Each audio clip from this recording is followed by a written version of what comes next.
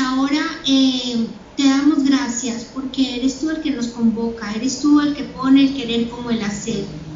Por favor, guárdanos y que el aguacero, la tormenta que viene en camino no sea tan terrible. Ayúdanos a vivir día a día, a estar pegaditos a ti y esperándote. Háblanos en esta noche, te pedimos que seas tú usando a Paolita y glorifícate en esta noche, que nos gusta tanto poder alimentar de ti. Te damos gracias en el nombre de nuestro Señor Jesucristo. Amén. Amén. El propósito es precisamente el ver la transformación de vida que produce el Señor en nosotros. Todas estas enseñanzas tienen ese propósito.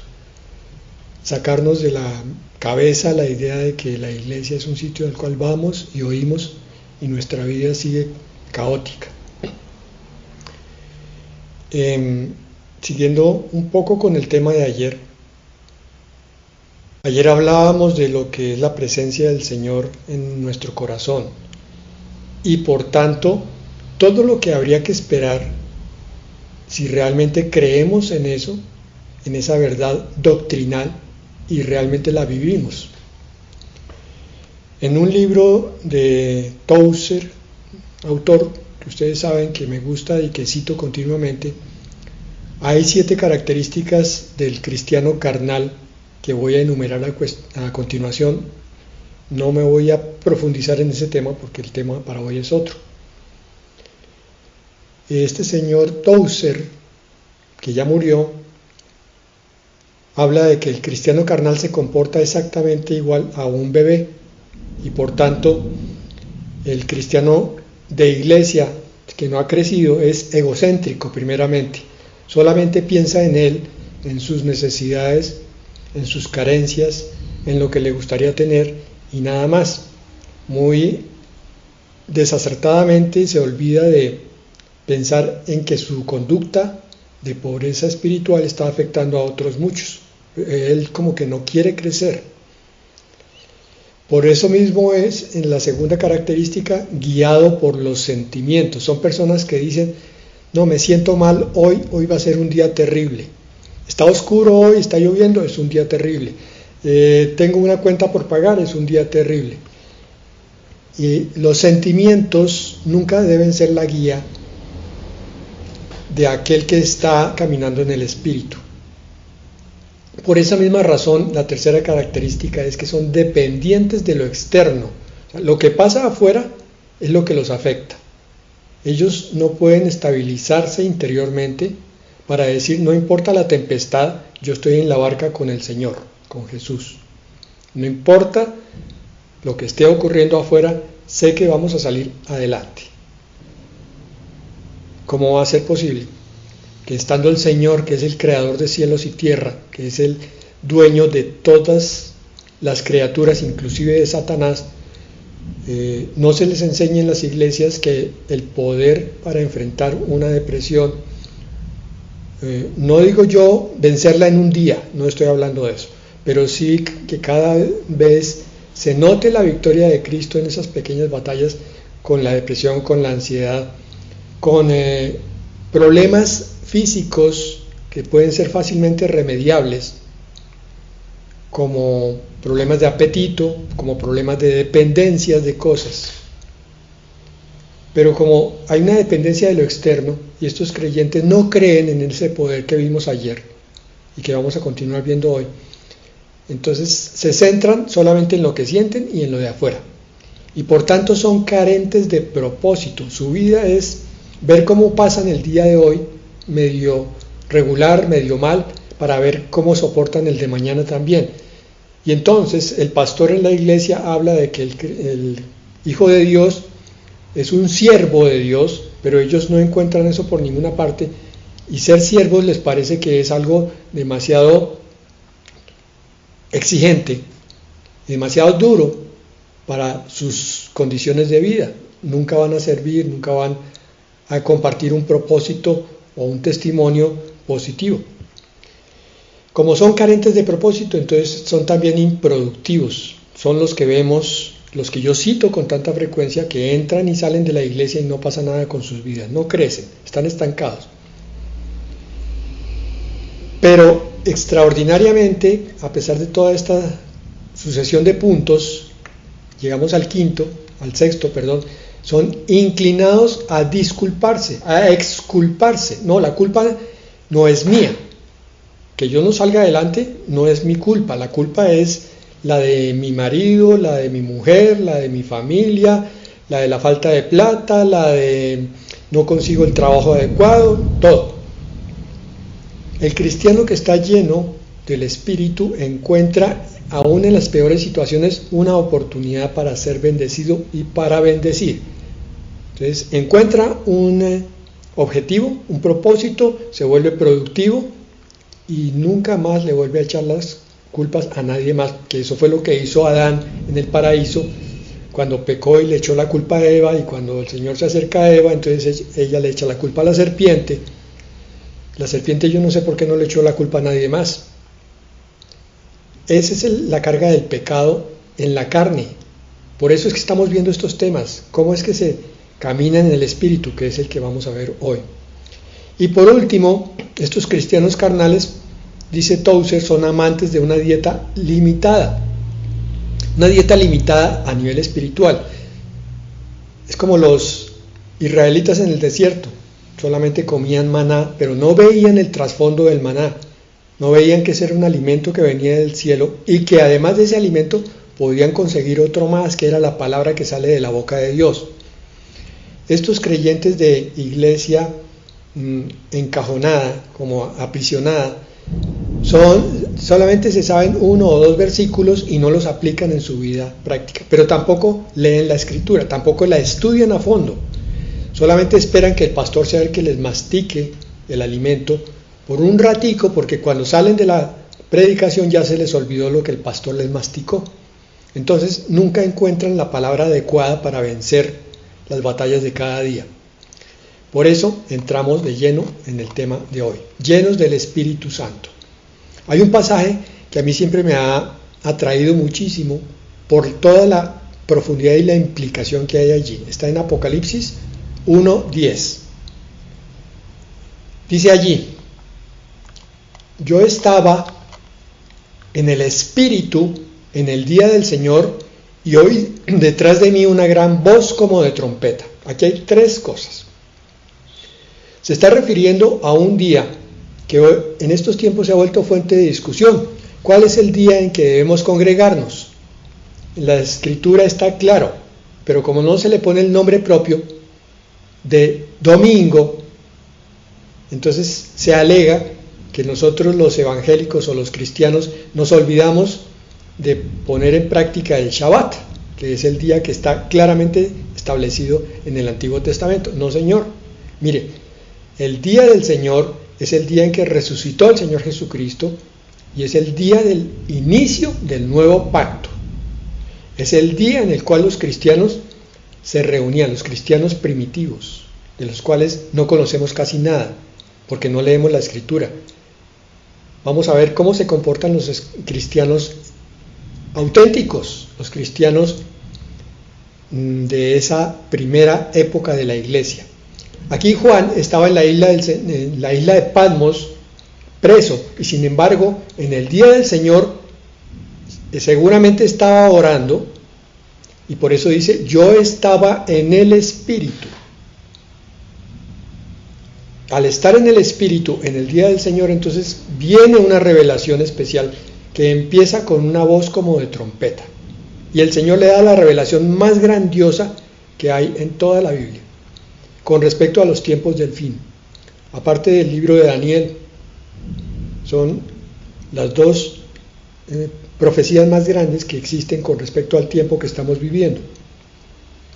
Entonces Juan es enfático en decir que él estaba en el Espíritu en el día del Señor. Nos podemos preguntar, ¿y eso qué significa? ¿Sería que Juan estaba en un éxtasis? No, no es un éxtasis el estar en el Espíritu.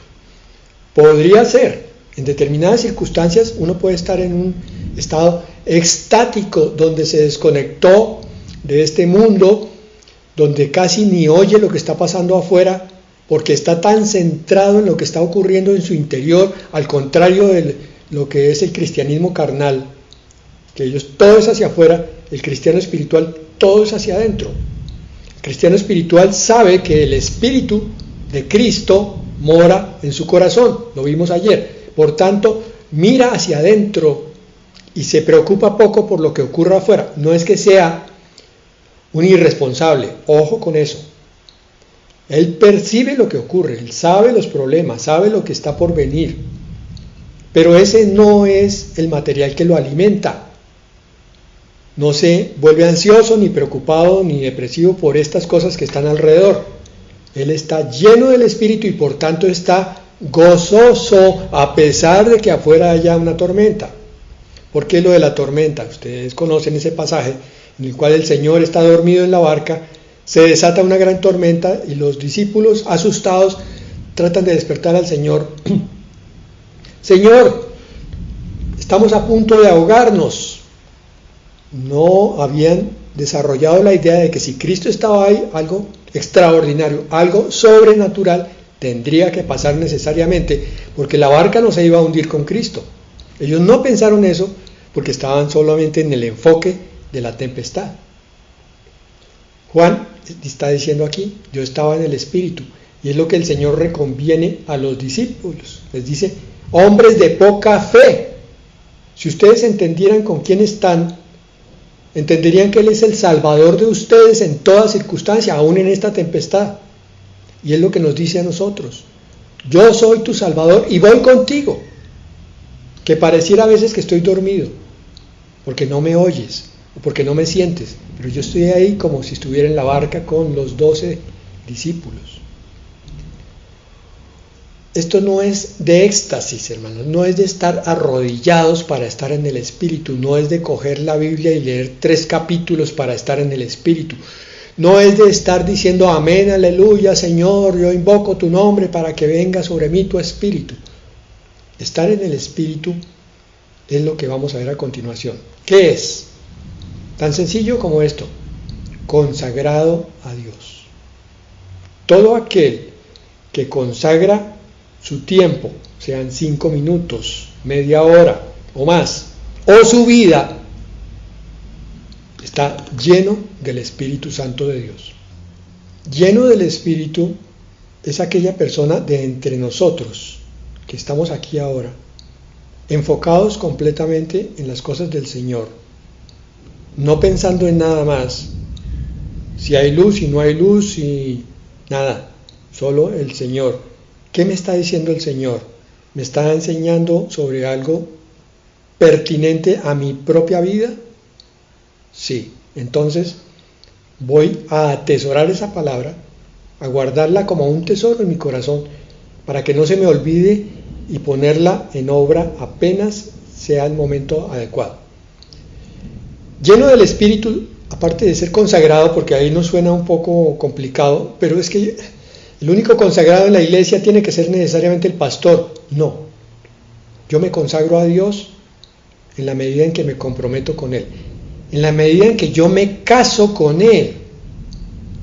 Creo que casi todos aquí saben muy bien que para casarse uno, o bien tiene un interés monetario y económico muy grande, o un interés de otra clase, o un interés de pasar su vida en compañía de otra persona, en las buenas y en las malas. Eso es un compromiso. Esa pareja se está consagrando el uno al otro. Yo no veo por qué le sacamos el cuerpo a la consagración al Señor. No entiendo por qué nuestra carne nos juega tan malas pasadas y tantas trampas y nos hace pensar que la consagración es solamente para unos pocos. Es por eso que lleno del Espíritu, consagrado al Señor y santificado es lo mismo. Es que el Señor se vuelve el centro de mi vida. Pero otra vez, Fernando, usted está diciendo lo mismo, pero no ve que yo tengo que trabajar. Yo digo siempre lo mismo. Tú puedes trabajar consagrado a Dios, con tu trabajo del mundo, con tu familia que tiene 2 o 3 niños pequeñitos a los cuales hay que llegar a cambiarles pañales. Puedes andar consagrado a Dios. No busquemos disculpas que son puramente humanas. porque si en la palabra de Dios está, es porque así se puede hacer. Lucas 1:15 nos muestra un ejemplo de un varón consagrado a Dios y un varón que fue un gigante espiritual. Lucas 1:15 dice, porque será grande delante de Dios. Mire, no soy yo el que lo está calificando, es el propio Dios, será grande. El ángel le está avisando aquí a los hombres que el precursor, que Juan el Bautista, va a tener un carácter muy especial. No beberá vino ni sidra y será lleno del Espíritu Santo, aún desde el vientre de su madre. Claro, el Señor tenía que dotarlo con todo para que fuera ese ser tan especial que fue, viviendo en el desierto, comiendo cosas que los demás no comían, para que estuviera anunciando el Evangelio del Señor de esa forma tan fuerte como lo hizo, y diciéndole a los fariseos, víboras. Bueno, alguno dirá, sí, pero es que eso era en el tiempo de Jesús. No, a veces encontramos gigantes espirituales en nuestra vida cotidiana, pero no son esos pastores famosos, gigantes espirituales que de pronto nadie reconoce, porque es una experiencia muy gratificante para ellos cuando se saben guiados por Dios mismo. Es la principal característica. Una característica del guiado por el Espíritu es que está dirigido, es guiado. Miren, Lucas 4:1, Jesús, lleno del Espíritu Santo, volvió del Jordán y fue llevado por el Espíritu al desierto. El Señor Dios debe tener una forma poderosa de hacerse entender para que pase esto, que alguien pueda ser llevado por el Espíritu a donde se necesita. Por esa razón hay siervos de Dios, hay hombres y mujeres que se levantan para servir a Dios porque sienten en su corazón el peso de algo que los lleva. Es Dios guiándolos. Lo que pasa es que tenemos que aprender a descubrir cómo Dios nos guía. Tenemos que ser más sensibles. Esto es un experimento que debemos hacer todos con respecto a cómo el Señor se mueve en todos aquellos que están dispuestos. Hoy en día hay ejemplos de personas que están siendo guiadas por el Espíritu Santo. Lo que pasa es que vamos a hablar de un ejemplo que es sujeto de contradicciones. Hechos 2:4 dice, y fueron todos llenos del Espíritu Santo y comenzaron a hablar en otras lenguas según el Espíritu les daba que hablase. Bueno, yo no voy a discutir aquí si las lenguas, si el hablar en lenguas es para este tiempo o no, si es el principal don que hay que buscar. Lo que sí quiero decir es que si está en la Escritura es por algo, tiene un propósito muy especial. Pero el hablar en lenguas no es algo que debamos nosotros buscar, porque lo que vemos en las iglesias normalmente es una persona que se para a hablar y empieza a decir una cantidad de cosas sin sentido. Y ella dice que está hablando en el Espíritu, pero no hay alguien que pueda traducir, y esa es la condición para saber que es un don. Eso está en Corintios. Allá nos habla del don de lenguas y del intérprete. Pero bueno, entonces el punto es este. Vamos a verlo desde el punto de vista espiritual, el don de lenguas. Lo que nos está mostrando es que el Espíritu Santo es el que da ese don. Pero, ¿qué simboliza el hablar en lenguas? Hombre, en esa época estos varones se paraban y hablaban de manera tal que todos entendían a pesar de el idioma que hablara cada uno. Había 10 nacionalidades distintas y todos oyeron hablar a Pedro entendiendo el sentido de lo que él decía, aunque él estaba hablando en arameo. Entonces, el símbolo del don de lenguas, que es el que debemos buscar, es que podamos hablar a cada uno conforme a su necesidad.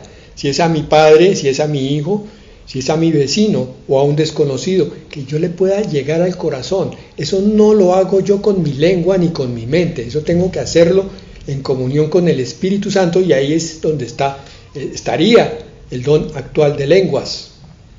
Es una interpretación personal.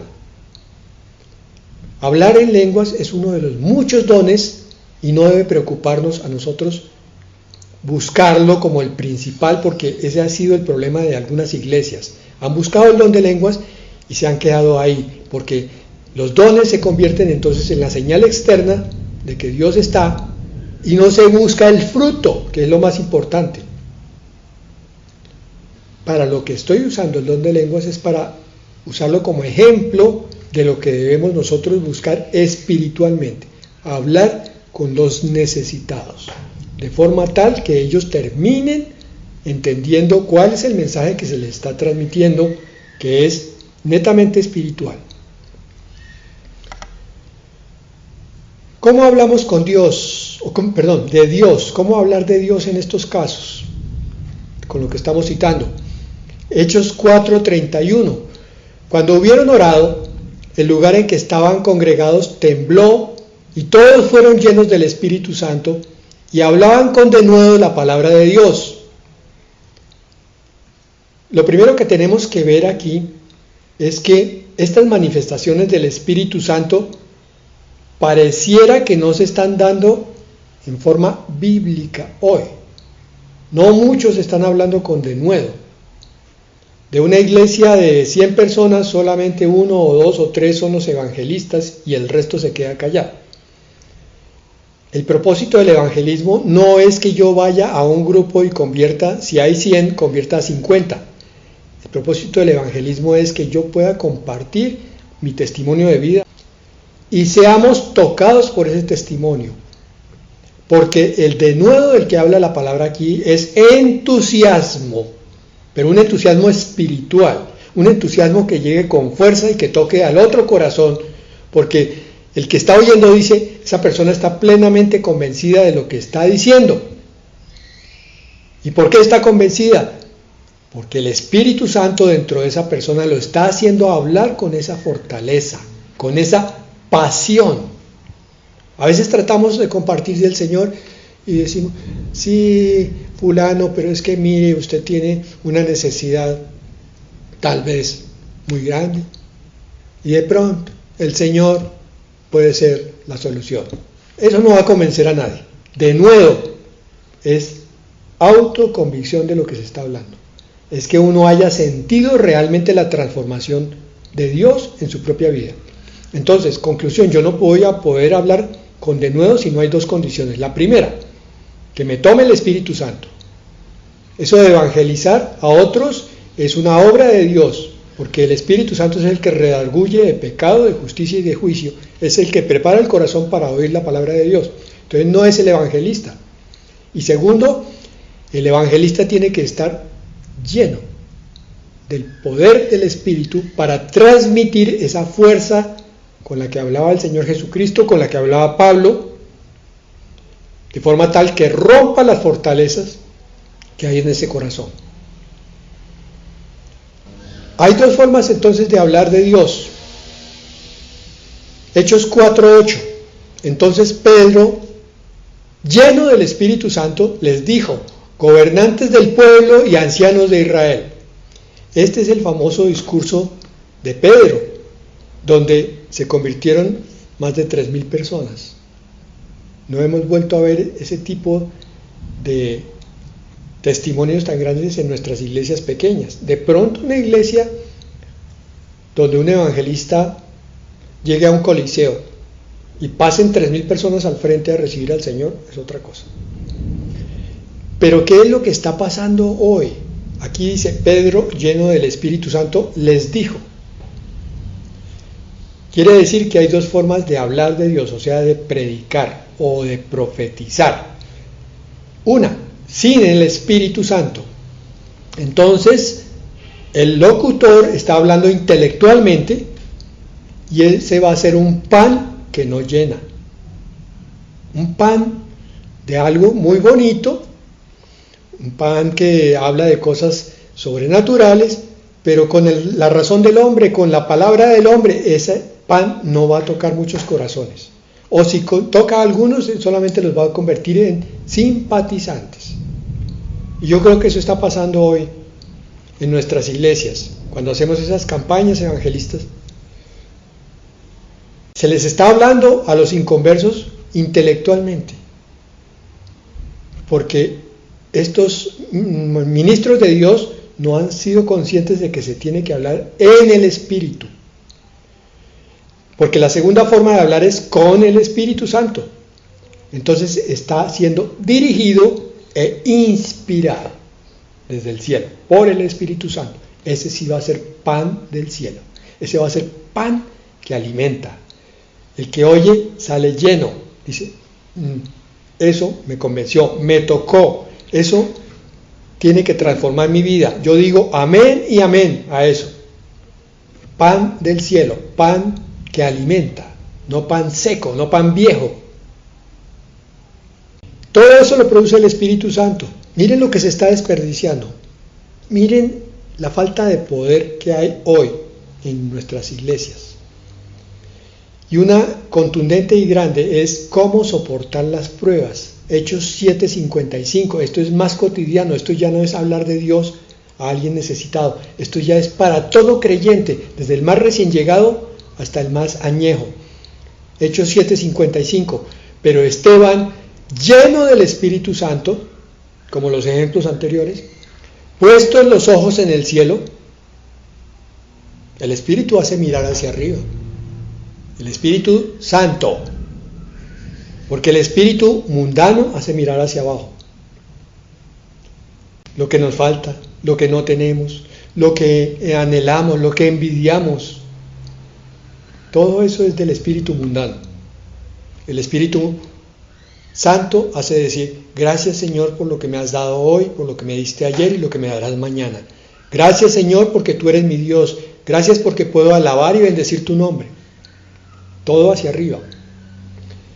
Entonces, este espíritu estaba llenando a Esteban. Esteban, lleno del Espíritu Santo, puesto los ojos en el cielo, vio la gloria de Dios. Tuvo una revelación como Juan.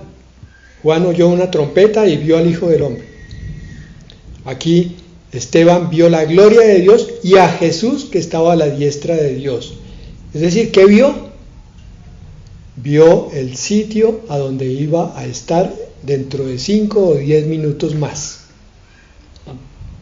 Y lo vio tan hermoso, tan glorioso, tan deseable, que se dejó apedrear.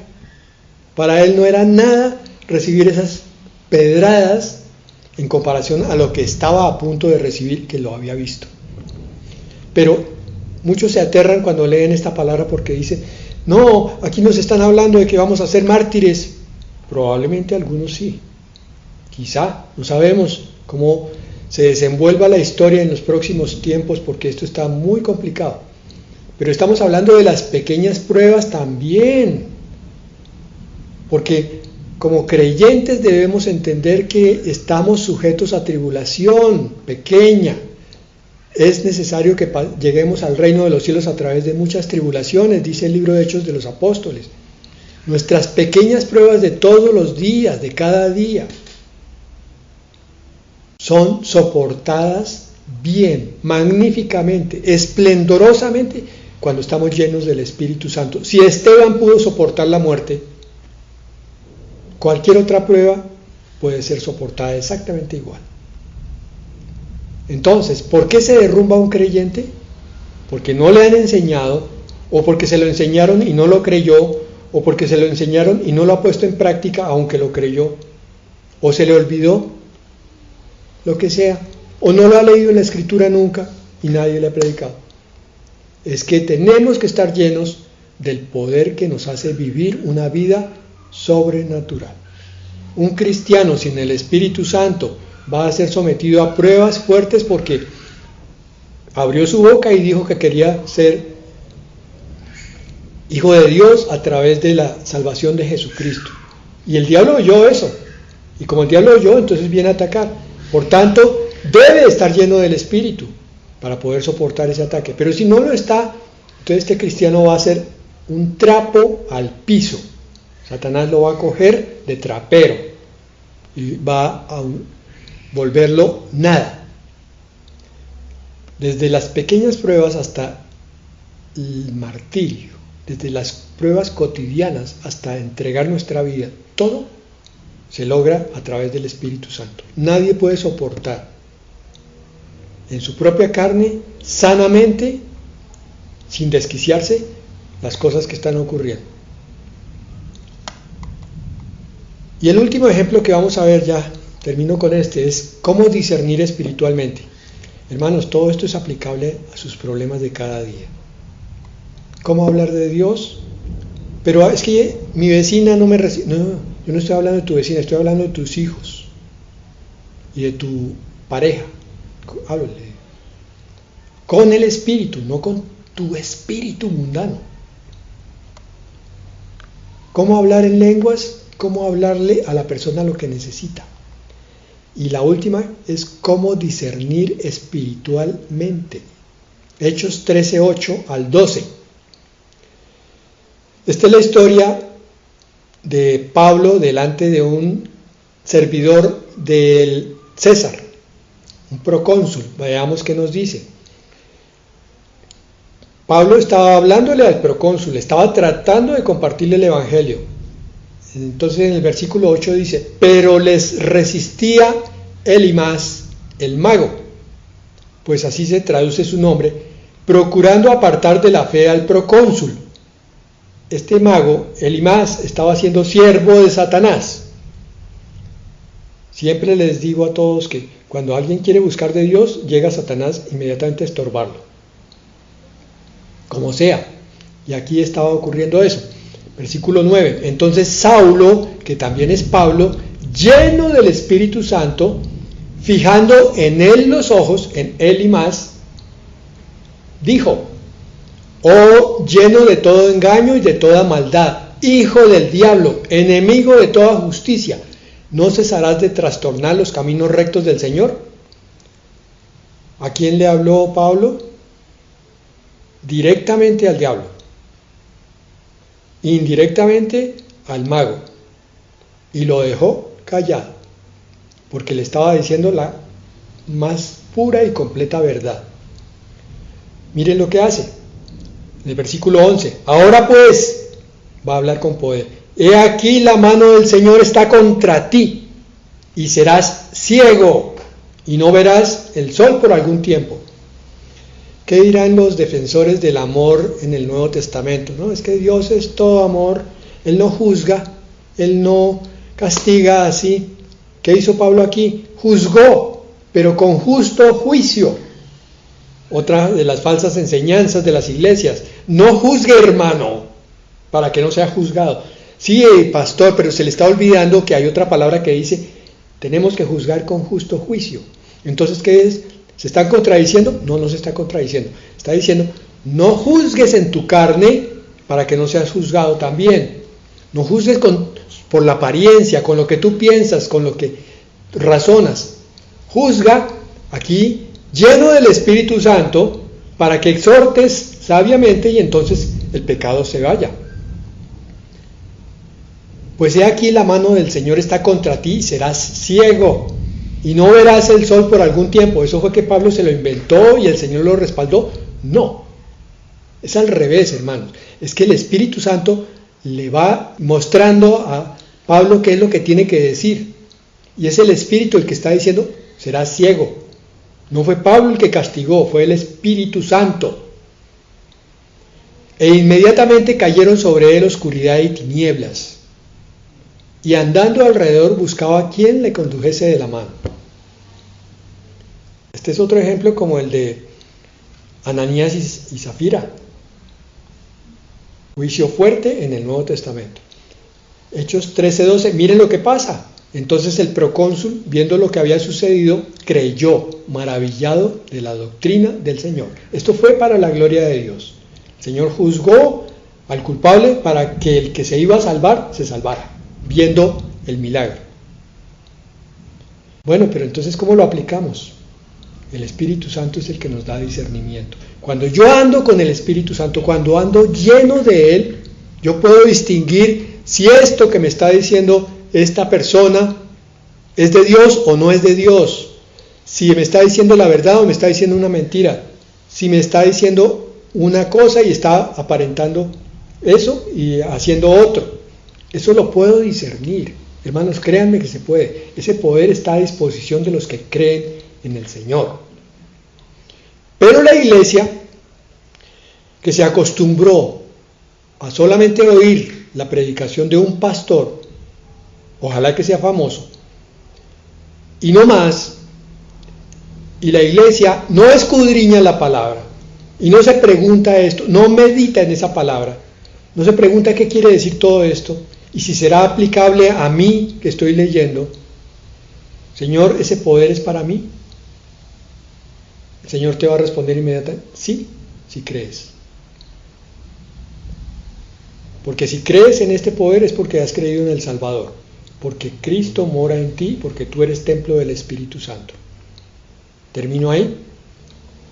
La llenura espiritual es el resultado de tener a Cristo en el corazón, con pleno conocimiento y conciencia de que eso es así. Lee tu palabra y busca estos pasajes que te van a mostrar todo lo que el Señor tiene reservado para ti.